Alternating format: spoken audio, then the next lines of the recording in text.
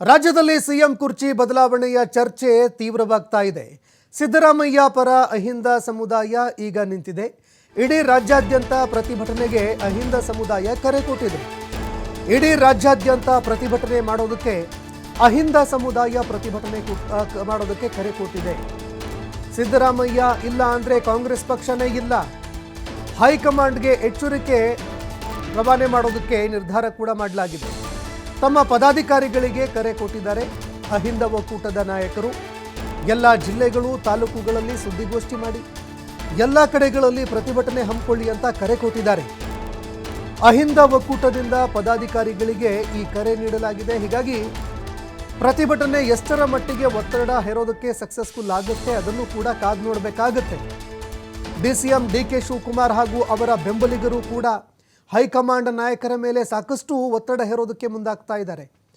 ಮತ್ತೊಂದೆಡೆ ಸಿಎಂ ಸಿದ್ದರಾಮಯ್ಯ ಅವರ ಆಪ್ತ ಬಳಗ, ಅವರ ಬಣದ ನಾಯಕರು ಜೊತೆಗೆ ಈಗ ಅಹಿಂದ ನಾಯಕರು ಕೂಡ, ಅಹಿಂದ ಸಮುದಾಯಗಳು ಕೂಡ ಈಗ ಹೈಕಮಾಂಡ್ ನಾಯಕರ ಮೇಲೆ ಒತ್ತಡ ಹೇರೋದಕ್ಕೆ ಮುಂದಾಗ್ತಾ ಇದ್ದಾವೆ.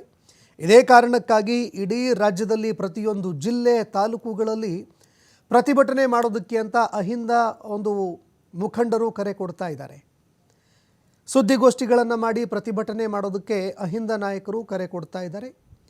ಅಹಿಂದ ಸಮುದಾಯಗಳು ಕರೆ ಕೊಡ್ತಾ ಇದ್ದಾವೆ. ಹೀಗಾಗಿ ಈ ಪ್ರತಿಭಟನೆ ಎಷ್ಟರ ಮಟ್ಟಿಗೆ ಕಾಂಗ್ರೆಸ್ ನಾಯಕರ ಮೇಲೆ, ಹೈಕಮಾಂಡ್ ನಾಯಕರ ಮೇಲೆ ಒತ್ತಡ ತರುತ್ತೆ ಅನ್ನುವಂಥದ್ದನ್ನು ಕಾದು ನೋಡಬೇಕಾಗುತ್ತೆ. ಕಾಂಗ್ರೆಸ್ ಪಕ್ಷದಲ್ಲಿ ಈಗ ನಾ ಕೊಡೆ ನೀ ಬಿಡೆ ಅನ್ನುವಂತಹ ಒಂದು ಪರಿಸ್ಥಿತಿ ನಿರ್ಮಾಣ ಆಗಿದೆ. ಇತ್ತ ಸಿದ್ದರಾಮಯ್ಯ ಅವರು ಬಿಟ್ಟುಕೊಡಲ್ಲ ಅಂತ ಇದ್ದಾರೆ. ಮತ್ತೊಂದೆಡೆ ಡಿ ಕೆ ಶಿವಕುಮಾರ್ ಬಿಡೋದೇ ಇಲ್ಲ ಅಂತ ನಿಂತು ಬಿಟ್ಟಿದ್ದಾರೆ. ಜೊತೆಗೆ ತಮ್ಮ ಬೆಂಬಲಿಗ ನಾಯಕರ ಕೈಯಿಂದ ಎಷ್ಟು ಸಾಧ್ಯವೋ ಅಷ್ಟು ಒತ್ತಡ ಹೇರಿಸ್ತಾ ಇದ್ದಾರೆ. ಇನ್ನು ಡಿ ಕೆ ಶಿವಕುಮಾರ್ ಅವರ ಬೆಂಬಲಿಗರು ಈಗಾಗಲೇ ದೆಹಲಿಯಲ್ಲೇ ಮೊಕ್ಕಾಂ ಹೂಡಿದ್ದಾರೆ, ದೆಹಲಿಯಲ್ಲೇ ಬೀಡು ಬಿಟ್ಟಿದ್ದಾರೆ. ಹೈಕಮಾಂಡ್ ನಾಯಕರನ್ನ ಭೇಟಿಯಾಗಿ ಮಾತುಕತೆ ನಡೆಸೋದಕ್ಕೆ ಅಂತ ತಯಾರಿ ಮಾಡ್ಕೊಳ್ತಾ ಇದ್ದಾರೆ. ದೆಹಲಿಯಲ್ಲಿ ಬ್ಯಾಕ್ ಟು ಬ್ಯಾಕ್ ಸಭೆಗಳು ನಡೀತಾ ಇದೆ. ಈಗ ಇಡೀ ರಾಜ್ಯಾದ್ಯಂತ ಅಹಿಂದ ಜಿಲ್ಲಾಧ್ಯಕ್ಷರು, 240 ತಾಲೂಕು ಅಧ್ಯಕ್ಷರು ಪ್ರತಿಭಟನೆ ಮಾಡೋದಕ್ಕೆ ಕರೆ ಕೊಡ್ತಾ ಇದ್ದಾರೆ. ಈ ಬಗ್ಗೆ ಮತ್ತಷ್ಟು ಮಾಹಿತಿ ಕೊಡ್ತಾರೆ ಪ್ರತಿನಿಧಿ ಶಿವಕುಮಾರ್ ಜೋಹಳ್ಳಿ ನೇರ ಸಂಪರ್ಕದಲ್ಲಿ ಜಾಯ್ನ್ ಆಗಿದ್ದಾರೆ. ಶಿವಕುಮಾರ್, ಇತ್ತ ಸಿಎಂ ಸಿದ್ದರಾಮಯ್ಯ ಅವರು ಬಿಟ್ಕೊಡಲ್ಲ ಅಂತ ಇದ್ದಾರೆ, ಮತ್ತೊಂದೆಡೆ ಡಿ ಕೆ ಶಿವಕುಮಾರ್ ಬಿಡೋದೇ ಇಲ್ಲ ಅಂತ ಅವರು ಕೂಡ ನಿಂತಿದ್ದಾರೆ.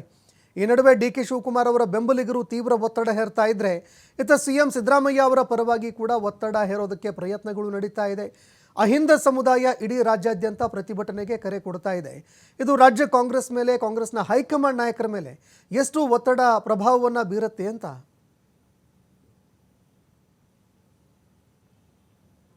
ಸಂತೋಷ್, ಕಳೆದ ಒಂದು ವಾರದಿಂದ ನಡೀತಾ ಇರುವಂತಹ ರಾಜಕೀಯ ಬೆಳವಣಿಗೆಗಳು ಕಾಂಗ್ರೆಸ್ ಪಕ್ಷವನ್ನ ಇನ್ನಿಲ್ಲದಂತೆ ಕಾಡಿಸ್ತಾ ಇದೆ.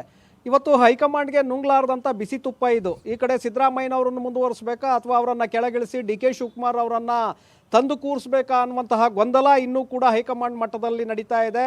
ಯಾಕೆಂದರೆ ಒಂದು ಕಡೆ ಏನಾದರೂ ತಕ್ಕಡಿ ವಾಲಿದ್ದೆ ಆದರೆ ಅದು ಸರ್ಕಾರಕ್ಕೂ ಸಂಕಷ್ಟ, ಪಕ್ಷಕ್ಕೂ ಕೂಡ ಹಿನ್ನಡೆ.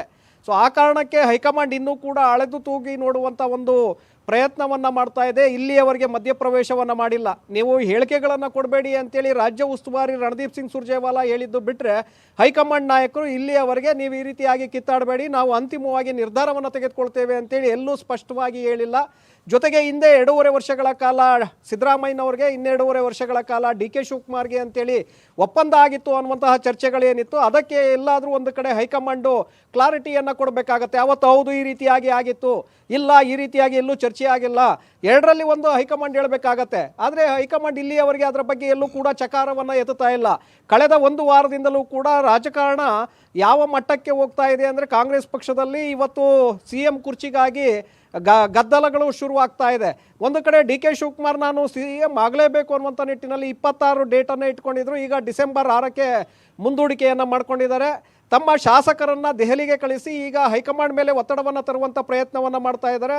ಮತ್ತೊಂದು ಕಡೆ ಸಿದ್ದರಾಮಯ್ಯ ಅವರು ತಮ್ಮ ಆಪ್ತ ಸಚಿವರ ಜೊತೆ ಸಭೆಗಳ ಮೇಲೆ ಸಭೆಗಳನ್ನು ಮಾಡ್ತಾ ಇದ್ದಾರೆ. ಹೈಕಮಾಂಡ್ ಮೇಲೆ ಒತ್ತಡವನ್ನು ಯಾವ ರೀತಿಯಾಗಿ ನಾವು ತರಬೇಕು, ನಾನು ಮುಂದುವರಿಯೋದಕ್ಕೆ ಏನೆಲ್ಲ ಮಾಡಬೇಕು ಅಂತೇಳಿ ಅವರು ರಣತಂತ್ರಗಳನ್ನು ಹೆಣಿತಾ ಇದ್ದಾರೆ.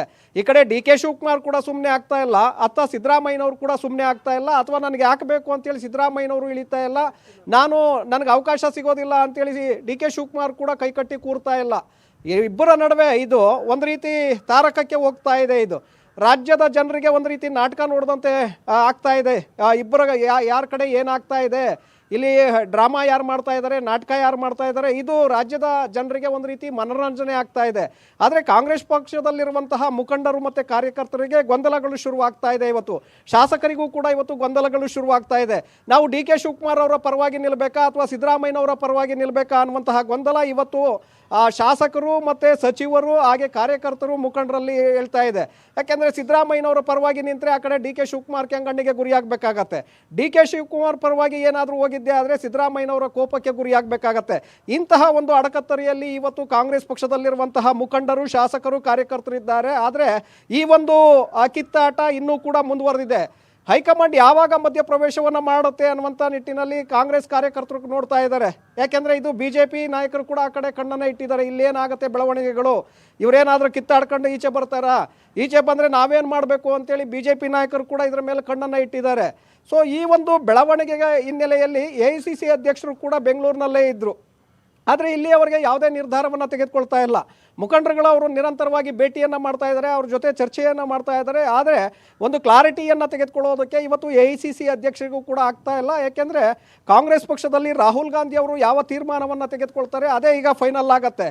ಸೋನಿಯಾ ಗಾಂಧಿ, ಪ್ರಿಯಾಂಕಾ ಗಾಂಧಿ ಹಾಗೆ ರಾಜ್ಯ ಉಸ್ತುವಾರಿ ಆಗಿರುವಂಥ ರಣದೀಪ್ ಸಿಂಗ್ ಸುರ್ಜೇವಾಲಾ, AICC ಅಧ್ಯಕ್ಷ ಮಲ್ಲಿಕಾರ್ಜುನ್ ಖರ್ಗೆ ಅವರು ಡಿ ಕೆ ಶಿವಕುಮಾರ್ ಅವರ ಪರವಾಗಿ ನಿಂತಿದ್ದಾರೆ. ಆದರೆ ರಾಹುಲ್ ಗಾಂಧಿ ಮತ್ತು KC ವೇಣುಗೋಪಾಲ್ ಅವರು ಸಿದ್ದರಾಮಯ್ಯನವರ ಪರವಾಗಿ ನಿಂತಿದ್ದಾರೆ.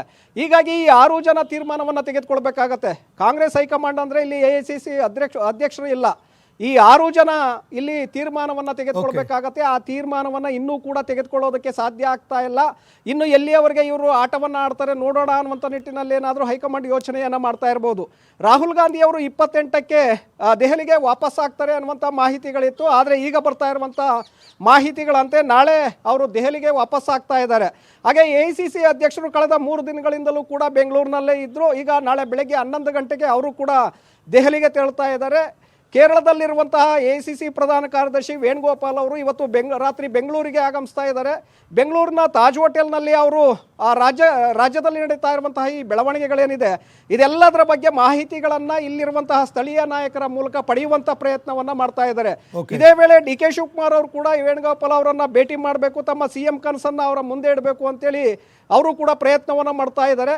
ಇದರ ಜೊತೆಗೆ ಅಹಿಂದ ಸಮುದಾಯ ಈಗ ಎಂಟ್ರಿ ಆಗಿದೆ.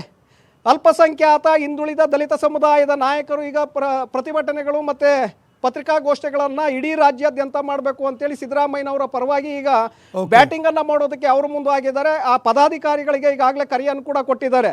ಸೊ ಹೀಗಾಗಿ ಸಾಕಷ್ಟು ಬೆಳವಣಿಗೆಗಳು ಈಗ ರಾಜ್ಯ ರಾಜಕಾರಣದಲ್ಲಿ ನಡೀತಾ ಇದೆ. ಸಂತೋಷ್, ಧನ್ಯವಾದಗಳು ಶಿವಕುಮಾರ್ ನಿಮ್ಮೆಲ್ಲ ಮಾಹಿತಿಗೆ.